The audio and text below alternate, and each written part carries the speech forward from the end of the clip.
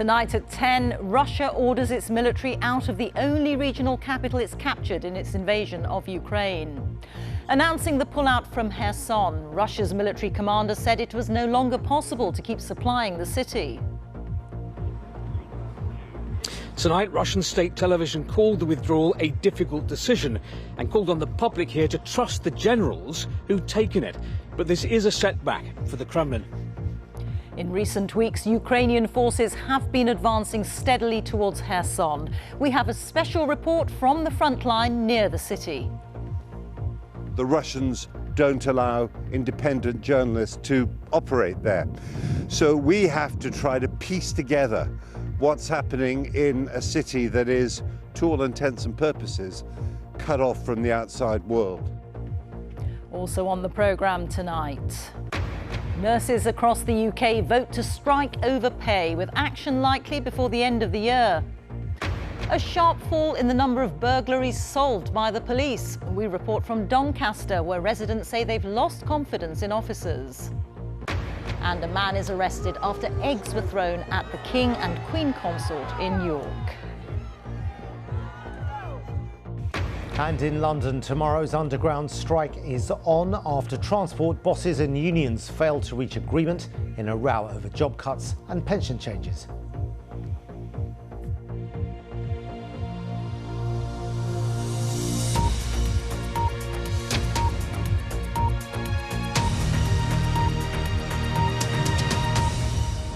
Good evening. Russia has ordered its troops to withdraw from the key Ukrainian city of Kherson, the highly prized regional capital that it captured in March, right at the start of the invasion.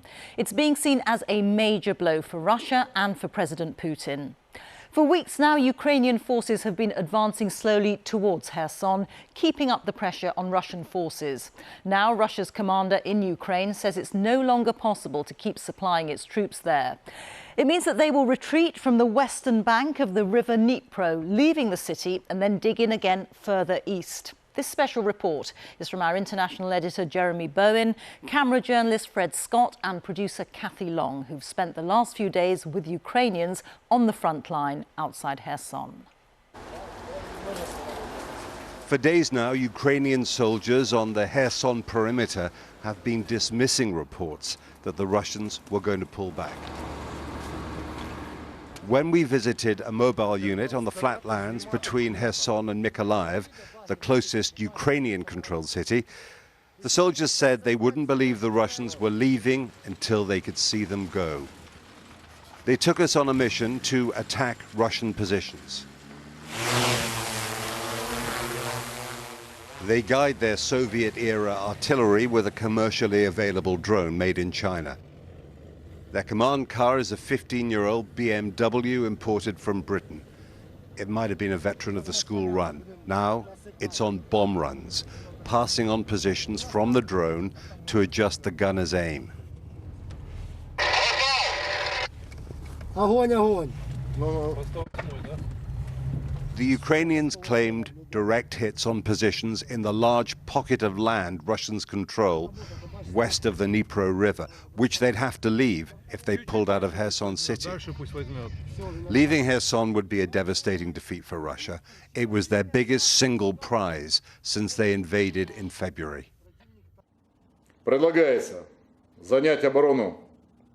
In Moscow, General Sergei Surovkin, commander of Russian forces in Ukraine, made the announcement. He told a televised meeting of senior military leaders, including the defense minister, that Russia could not properly supply its troops on the west bank of the river. I understand this is a very difficult decision, but at the same time we will preserve the lives of our service personnel and, in general, the combat capability of the group of forces. Ukraine's first response was to warn against premature celebrations. This week, we've been talking to Ukrainian soldiers and Kherson residents to try to gauge the mood there. You can't drive into Kherson from here because there's a front line in the way. And even if you could, the Russians don't allow independent journalists to operate there. So we have to try to piece together what's happening in a city that is, to all intents and purposes, cut off from the outside world. In Mykolaiv, I met a Ukrainian special forces officer who runs what he calls partisan warfare in Kherson.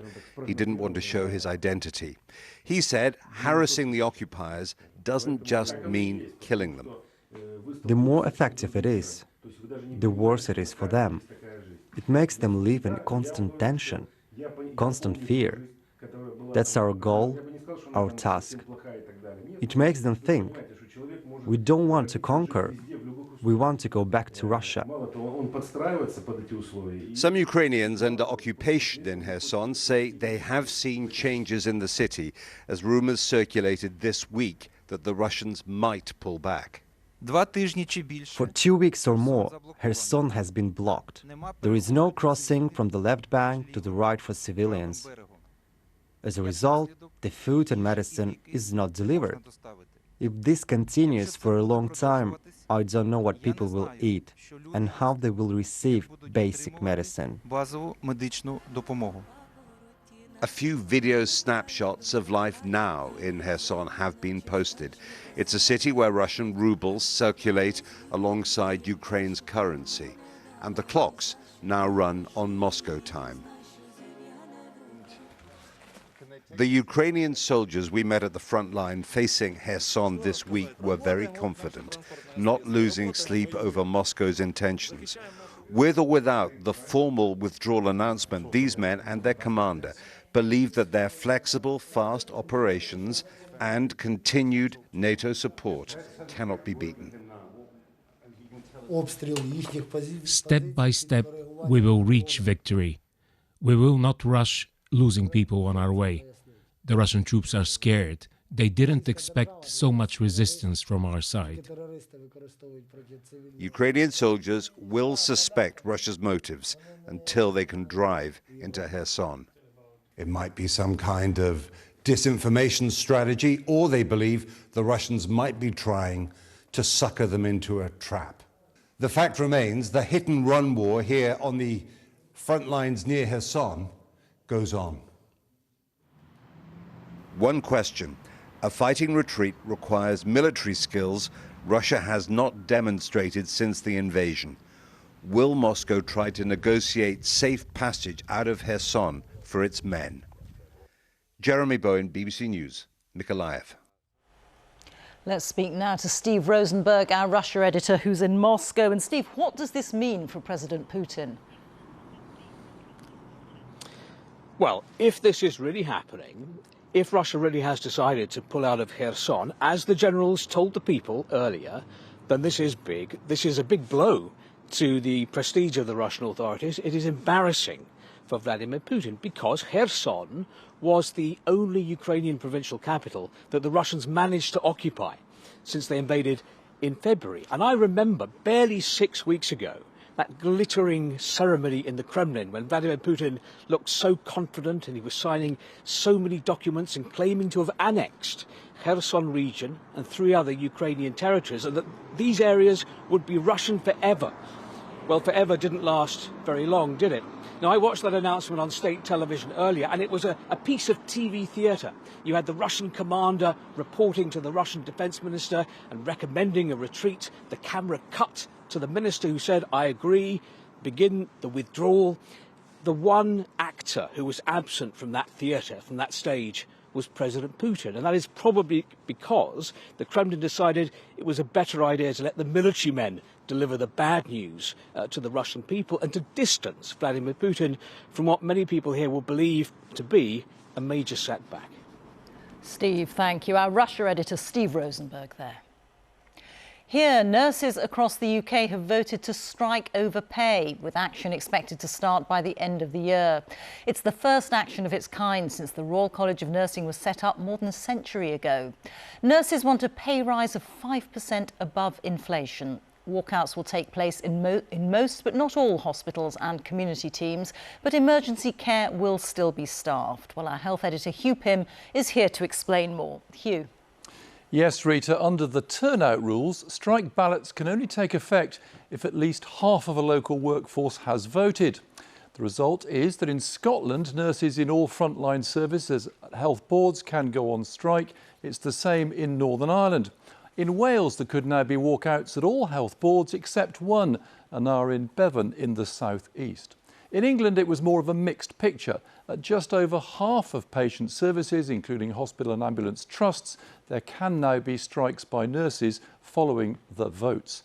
They say emergency care won't be affected. For many nurses, it's a call for action on boosting workforce numbers and better pay. Jodie, who's an RCN branch rep, voted for the strike. She says she had to give up her pension contributions. I couldn't afford to contribute to it anymore at the moment, because it was a choice between either doing that or being in debt every month and getting to the bottom of 2 overdrafts. Have you and your colleagues thought hard about walkouts affecting healthcare and what that means for patients? Absolutely. I mean, I've been a patient myself. I've got members of my family who've been patients, and this is why we're going to continue to ensure that staffing is kept safe. But Ian, who's a nurse in Cornwall, voted against strike action. I will not walk out. I will offer to work in any department to cover any loss of nurses in that area. I believe it's my duty as my registration as a nurse. Nurses in Northern Ireland have gone on strike before, but there's never been a UK-wide ballot in the history of the Royal College of Nursing. The union's General Secretary says urgent care will continue during strikes, though there will be postponements of planned treatment. If there are walkouts, wouldn't that make backlogs, long waits for operations and treatment and so on, even worse? Well, those backlogs are there because of the vacancies in our profession. Those patients are sitting on waiting lists because there aren't the nursing staff to treat them. And this is an opportunity now to address those waiting lists. And that's the reason nurses have spoken up and they've cast those votes. It has not been an easy decision for any nurse. Plans for organising care on any strike days are now being considered by ministers. Not every trust supported the ballot action, so we need to look at our contingency planning, working with trusts, working with NHS England in terms of those impacts. And that's why, again, my door is open. I'll be having further discussions with them.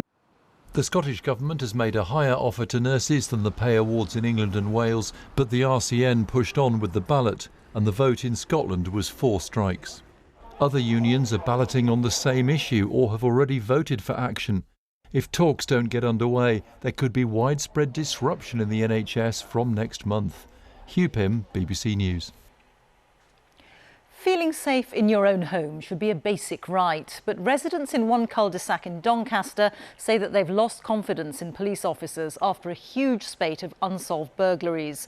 One woman told the BBC that she doesn't sleep at night because she lives in fear of being burgled again. The BBC has learned that the number of break-ins solved by the police has fallen significantly.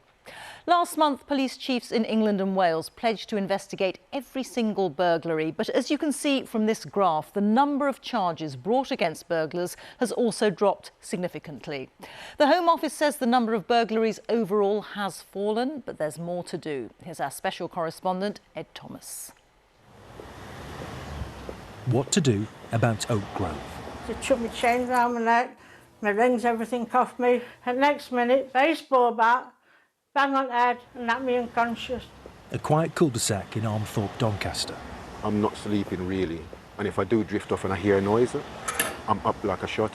They've tried once, they will try again. With a story to tell. Something that I needed, on my scooter. About crime and justice. They say, oh, police will be found. You don't see them. And here's the problem. You've got to keep your eyes open, you really have. In the last year and a half, there have been 10 burglaries on or near Oak Grove. They got in through the side window. But so far, only one has led to a criminal charge. We had the attempted one at Derrick's. Joseph had a bike tucked into Simon's that tried to get his car. Bob and Mary say it's gone on for years. By far, the more serious one was Sharon. You were in bed with her? Yeah, frightened her. Because they actually hit her with a piece of 2x2. Now they've had enough. You don't see a policeman. You don't see a police car. There's your crime number. Or if they do come out, it's probably next day or 3 days later. It's crap. And Bob is a retired police officer with 30 years' experience. How do you smell that response? The policing response? It's not good enough, is it? The country's broke from top to bottom. We can reveal the number of suspects charged for burglaries across England and Wales has more than halved in 7 years. While the number of crimes overall has fallen significantly in that time, we've learned that fewer than 1 in 20 now lead to a burglar being charged. There's somebody always in your property, somebody's always nicking or doing anything they want. Ring the police. Hey? Ring the police. What for? For them to come. Maybe next day, a week after. Have you got confidence in the police in Armthorpe? No, I've got no confidence in the police, full stop. Crime has left some here desperate. Well, I just didn't want to live. I was so depressed that the doctor had to put me on sleeping tablets. Sharon was burgled just before COVID. Seeing this harm, turned my key in back door. So I ran into the bedroom under covers, hiding like a coward. So I had to be in my bedroom terrified for a 999 call. Could the police hear the I attackers rang in phone the all house? the time while they were robbing me, while I was going through all my bedroom. And I was fighting one, so he wanted to take them off me. And when he put his hands around my neck, first thing I thought, God, he's going to strangle me. And next minute, baseball bat, bang on the head, and knocked me unconscious. South Yorkshire Police say detectives investigated the burglary here, but no suspect was identified. I'm terrified now because I don't sleep. When I go to bed, I have to stay awake all night watching telly till 4 or 5 in the morning when it's daylight. The BBC also spoke to 2 separate victims in Doncaster for other crimes, who allege police warned them not to carry on with the prosecution. One said an officer told them, "These people are drug dealers. You can do nothing really. You get such bad retaliation, it's not worth it." South Yorkshire Police told us they attend every burglary, recent crimes are down, and last month arrested 23 people in connection with drug dealing. They're crawling round, they're getting whatever they want from the till. Some say they're close to giving up. This is Bob's pet shop. They're ransacking all round and they got hold of £50 last time. Inside, he spent thousands on cameras. Outside, he's bricked up the side window, the main shop front boarded. Yeah, this is a different one. All to stop burglars. This is where I think it's a woman. How many times has this shop been burgled in the past year? 5. 5 times? Yeah. How many people have been caught by the police? None. Nobody's been caught? Nobody's been caught. How does that leave you feeling? Horrible. It's got to stage now, I don't even report it to the insurance company. Just easy pickings, that's all it is. Last month, all police forces pledged to send an officer to every burgled home. But without prosecutions, many victims say confidence is at a low. Ed Thomas, BBC News, Doncaster. And we'll have another special report from Ed tomorrow, focusing on rural crime. Rishi Sunak has said he obviously regrets appointing Sir Gavin Williamson to his cabinet after he resigned amid accusations of bullying. Sir Gavin denies the allegations, but the BBC has been told that more Conservative MPs were ready to make formal complaints against him unless he left office. Labour has claimed the Prime Minister has been weak for not sacking him. Our political correspondent Ian Watson has more details. He's facing 2 formal complaints to Parliament's bullying watchdog. But the Prime Minister had expressed great sadness when Sir Gavin Williamson resigned. Keir Starmer. So at Prime Minister's questions today, the Labour leader's task was to try to make Rishi Sunak even more miserable. Mr Speaker, the member for South Staffordshire told a civil servant to slit their throat. How does the Prime Minister think the victim of that bullying felt when he expressed great sadness at his resignation? Mr Speaker, unequivocally the behaviour complained of was unacceptable, and it is absolutely right that the right honourable gentleman has resigned. As for regrets, the Prime Minister had a few.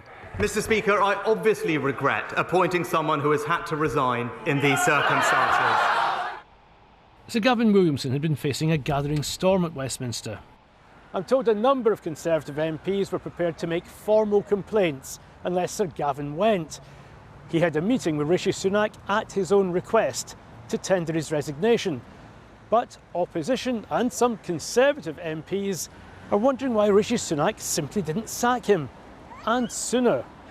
What message does he think it sends when, rather than take on the bullies, he lines up alongside them and thanks them for their loyalty? Mr Speaker, The message that I clearly want to send is that integrity in public life matters. Sir Gavin says he intends to clear his name, but the opposition now wants to shift the focus onto Rishi Sunak's political judgment. Ian Watson, BBC News. To the United States now, where the big surge that was predicted for the Republican Party at the crucial midterm elections has failed to take place. It's 2 years into Joe Biden's presidency, and the battle for control over America's Congress will have a profound impact on what he can achieve from now on. Now, most of the results are in, and the fight for control is incredibly tight. This is how the situation stands right now. In the lower house, the House of Representatives, all 435 seats are up for grabs. And here the Republicans do look set to take control, but by a narrower margin than they had hoped. In the upper house, the Senate, where just over a third of the seats have been up, the Democrats and Republicans are neck and neck on 48 each. Democrats need 50 to remain in control. The Republicans were expecting to do much better than this. Several candidates chosen by Donald Trump have been beaten. Here's our North America editor, Sarah Smith. Hey, buddy, Joe Biden, congratulations, man. Congratulations, Joe Biden. Congratulations, kid. This is not quite the look we thought we'd see from Joe Biden. Relaxed and relieved as he called round Democrats who won last night. Better knowing you won, I tell you. He had warned American democracy itself was on the ballot in these elections. Our democracy has been tested in recent years, but with their votes, the American people have spoken and proven once again that democracy is who we are. Happy, for once, to be taking questions about what he sees as a success. With the help of his trademark hoodie, John Fetterman is now Senator-elect for Pennsylvania, delivering the Democrats their best result of the night. Thank you, Pennsylvania. Thank you so much. Flipping the seat and defying the predictions of a cascade of Democratic defeats, he handily beat a Republican personally backed by Donald Trump. We bet on the people of Pennsylvania, and you didn't let us down. Republican hopes of a landslide were dashed, as candidates like the TV star Dr. Oz lost his Senate race, one of many blows in a bad night for his party. Donald Trump wants to declare another run for the White House soon. But some of his momentum vanished as candidates with his personal endorsement turned out to be losers. And we know he hates losers. Well, I think if they win, I should get all the credit. And if they lose, I should not be blamed at all, okay? But it'll probably be just the opposite. The Republican who really looks like a winner is Ron DeSantis, re-elected as governor of Florida with a hugely increased majority. We know he wants to run for president. He is now well placed to challenge Donald Trump for the Republican nomination. Thanks to the overwhelming support of the people of Florida, we not only won election, we have rewritten the political map. In Georgia, the two Senate candidates are so close they'll have to compete in a fresh runoff election next month, and that contest might decide which party controls the Senate. Republicans are optimistic they will be the biggest party in the House of Representatives. But when you wake up tomorrow, we will be in the majority and Nancy Pelosi will be in the minority. Yeah! So it's a new day in Washington, where it appears Republicans will have the power to block almost every piece of legislation President Biden proposes, while Democrats celebrate a result that will probably see them lose control of Congress. President Biden this evening has been saying that he is prepared to work with Republicans in Congress, and he thinks the American people expect them to work with him. That is extremely unlikely to happen. Instead, the Republicans will spend their time trying to frustrate his agenda, launching investigations into some of his decisions. They'll probably even try to impeach him. But what happened last night, the Democrats' better than expected results, they make it more likely that Joe Biden will run for president again in 2 years' time. So the Republicans intend to spend the next 2 years trying to damage him as much as they can in the run-up to that election in 2024. Thank you, North America editor Sarah Smith there. A man has been detained by police after appearing to throw eggs at the King and Queen Consort as they were on a walkabout in York. The King was visiting the city to unveil a new statue of his late mother, the Queen. Here's our royal correspondent, Daniela Ralph. A traditional, ceremonial arrival, how monarchs have been welcomed to York for centuries. But as King Charles met dignitaries, the first of the eggs was thrown. Then a second, a third just behind him, before a fourth egg lands at his feet. The King glances down, but barely reacts. As in the crowd, police officers surround a man who'd been shouting, "This country was built on the blood of slaves." His words, though, were quickly drowned out by the noisy crowd shouting back, "Shame on you," and "God save the King." A man was removed from the crowd and detained by police. The incident did not interrupt the visit, as the royal party moved to York Minster, where in the heavy rain the King unveiled a statue of his mother, a poignant tribute to her 70 years on the throne. These kind of walkabouts have marked the King's reign so far, chatting and getting close to the public. But as we've seen today, they come with risks. My heart goes out to that person. It was a stupid thing to do, but I don't think in any way it has spoiled the day. But yes, of course, there is always a risk. But I still think it's a small one in our nation. Today's events are unlikely to impact future royal visits from a new King and Queen who want to be seen.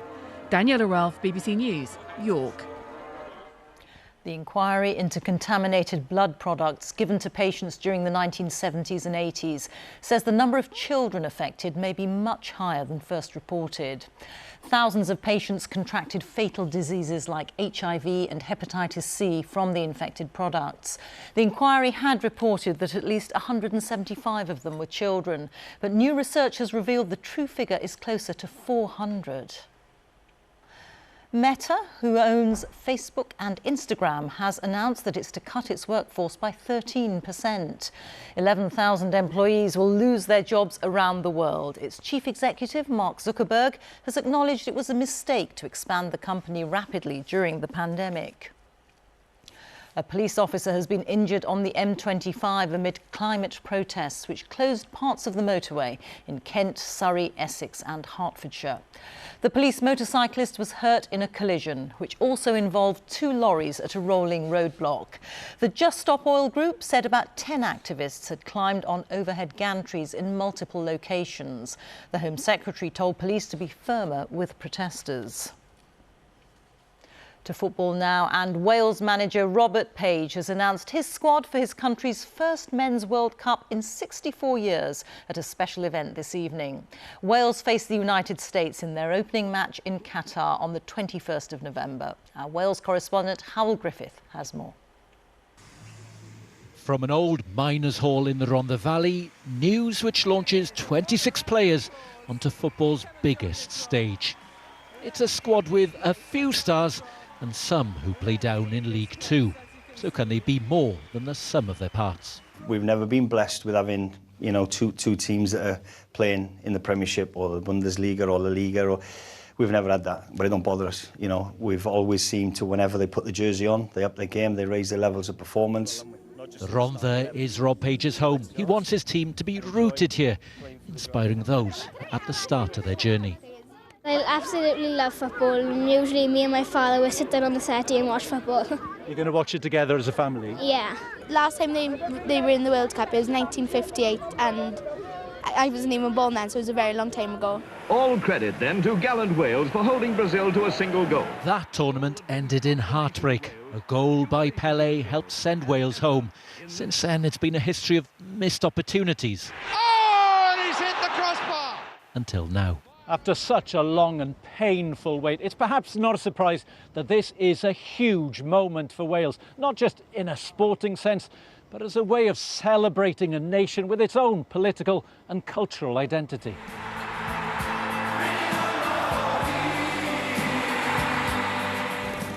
It's all wrapped up in the official song, Yma o Hyd, a Welsh language protest anthem that the players listen to before every game. I told Gareth Bale when I met him, people are so impressed with your singing of Yma o Hyd, and he said, I only know the chorus, but I think he knows the verse by now. Some Welsh fans won't be travelling to Qatar because of concerns over human rights. Others kept out by the cost. But soon a whole nation will be watching as Wales kick off their campaign. Hywel Griffith, BBC News in the Rhondda. Let's take a look at the weather now. Here's Louise Lear. Louise. Thanks, Rita. Good evening, everybody. Well, high pressure is moving in as we speak, and at this time of year, that means mornings potentially like this. Yes, it could turn quite misty and murky, and the low cloud thick enough for a spot or two of drizzle. The rain will be sitting to the far northwest, and it'll be quite windy there as well. But on the whole, most of us largely dry, and it's going to continue to be very mild for the time of year. Now, over the next few hours, it looks likely that we will continue to see that high pressure building and quietening things down. It's keeping that weather front way out to the northwest, but you can see how tightly packed the isobars are. Windy, although the wind direction, I'm sure you know by now, coming all the way from the south, so it's going to be very mild indeed. It means potentially cloudy, drizzly first thing in the morning, some patchy mist and fog around as well. The rain will sit into the far northwest, gusty winds here across the Highlands, Islands and through the Irish Sea in excess of 45 miles an hour. Elsewhere, fingers crossed the cloud breaks up, but only briefly. So there'll be brief glimpses of sunshine, but it will be mild.